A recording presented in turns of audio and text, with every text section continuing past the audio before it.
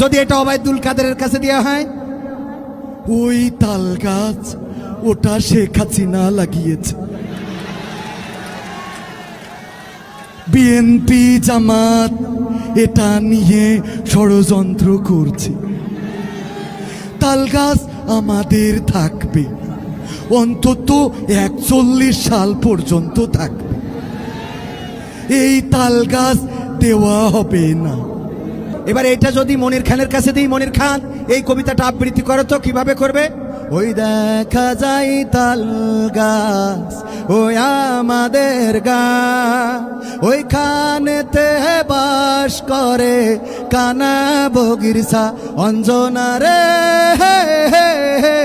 অঞ্জনা। ঠিক না?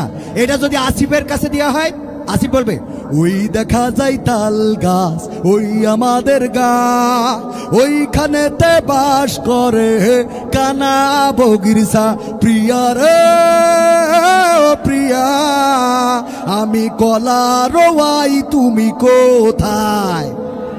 ঠিক তো? এটা যদি হাসানের কাছে দেওয়া হয়, হাসান ব্যান্ডের শিল্পী, ওই দেখা যায় তাল গাছ ওই আমাদের গা, ওইখানে বাস করে এই কান্না বগির ছায়া। ঠিক তো? এটা যদি কোন রাজনৈতিক নেতার কাছে দেওয়া হয়, তাহলে রাজনৈতিক নেতা বলবো ওই দেখা যায় তাল গাছ, ওই তাল গাছ আমাদের, ওই তাল গাছ আমাদের থাকবে, এটার ব্যাপারে আপোষ করা হবে না। যদি এটা ওবায়দুল কাদেরের কাছে দেওয়া হয়, ওই তাল গাছ ওটা শেখ হাসিনা লাগিয়েছে, বিএনপি জামাত এটা নিয়ে ষড়যন্ত্র করছে। তাল গাছ আমাদের থাকবে, অন্তত 41 সাল পর্যন্ত থাকবে।